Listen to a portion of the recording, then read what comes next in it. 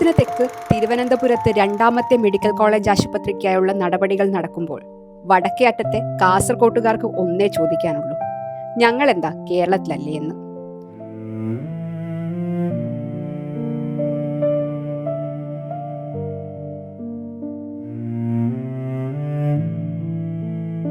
പതിമൂന്ന് വർഷമായി കാടുകയറി കിടക്കുകയാണ് മികച്ച ചികിത്സാ സൗകര്യമെന്ന കാസർകോട്ടുകാരുടെ സ്വപ്നം. ജീവനും കൊണ്ട് മംഗലാപുരത്തേക്കും കോഴിക്കോട്ടേക്കും ഓടിയിരുന്ന കാസർകോട്ടുകാർക്ക് മെഡിക്കൽ കോളേജ് അനുവദിച്ചത് ഉമ്മൻചാണ്ടി സർക്കാരാണ്.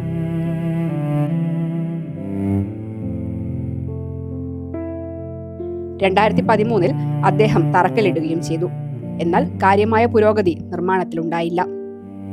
പിന്നീട് 2018 നവംബറിൽ അന്നത്തെ മുഖ്യമന്ത്രിയായിരുന്ന പിണറായി വിജയൻ കെട്ടിട സമുച്ചയത്തിന്റെ ശിലാസ്ഥാപനം നിർവഹിച്ചു.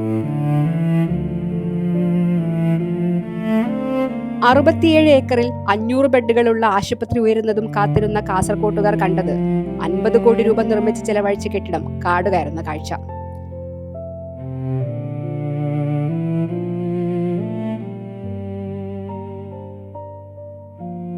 എൻഡോസൾഫാൻ ദുരിതബാധിതരടക്കമുള്ള ജില്ലയിലെ മെഡിക്കൽ കോളേജ് ആശുപത്രി യാഥാർത്ഥ്യമാക്കാൻ 10 വർഷം ഭരിച്ചിട്ടും LDF സർക്കാരിന് കഴിഞ്ഞില്ല.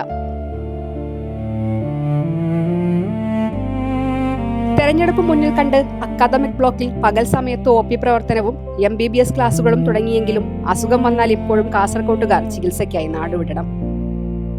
പിന്നെ നമുക്ക് എന്തെങ്കിലും പെട്ടെന്ന് എമർജൻസി വന്നാലും മംഗലാപുരമാണ് പോകുന്നത്.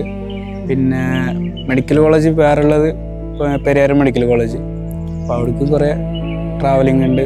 മംഗലാപുരത്തേക്കാണെങ്കിൽ കുറേ ട്രാവലിംഗ് ഉണ്ട്. അപ്പോൾ ഇത് ഒന്ന് റെഡിയായി കിട്ടിയാൽ എല്ലാവർക്കും നല്ലൊരു ഹെൽപ്ഫുള്ളാണ്. ആശുപത്രി പ്രവർത്തിക്കും മുൻപ് MBBS ക്ലാസ് തുടങ്ങിയതിനാൽ വിദ്യാർത്ഥികളും ദുരിതത്തിലാണ്.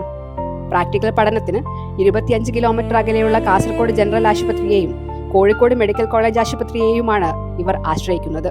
കാസർകോട്ടെ ജനങ്ങളെ വെല്ലുവിളിച്ചുകൊണ്ട് മെഡിക്കൽ കോളേജിന്റെ പ്രധാനപ്പെട്ട ഘടകമായ ഹോസ്പിറ്റൽ കെട്ടിടത്തിന്റെ പണി ഒരു അസ്ഥികൂടം പോലെ ഒരു ചോദ്യചിഹ്നമായി തുടരുകയാണ്.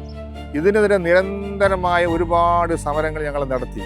പക്ഷെ പിണറായി ഗവൺമെന്റും ബന്ധപ്പെട്ട മന്ത്രിമാരും ഒന്നും ഇതിനെ ചെവികൊണ്ടില്ല. എന്തിനേറെ പറയുന്നു, ബഹുമാനപ്പെട്ട MLA കൂടെ അന്നത്തെ ധനകാര്യ വകുപ്പ് മന്ത്രിയുടെ ഓഫീസിൽ പോയപ്പോൾ ഒരു രാജാവിനെ പോലെയാണ് ഞങ്ങൾ പെരുമാറിയത്. അദ്ദേഹം തോമസ് ഐസക്, അന്നത്തെ ഒന്നാം പിണറായി ഗവൺമെന്റിന്റെ കാലത്ത് തോമസ് ഐസക്, അദ്ദേഹം ഞങ്ങളോട് പറഞ്ഞത്, നിങ്ങൾക്ക് ഒരു പെട്ടിക്കട പോലെ ബോർഡ് വെച്ചാൽ മെഡിക്കൽ കോളേജ് ആകുമോ? വളരെ അവഹേളനത്തോടു കൂടിയാണ് ഞങ്ങളോട് സംസാരിച്ചത്. പുതിയ സർക്കാരിന്റെ ഇടപെടലില്ലെങ്കിലും ആശുപത്രി യാഥാർത്ഥ്യമാകുമെന്ന പ്രതീക്ഷയിലാണ് കാസർകോട്ടുകാർ.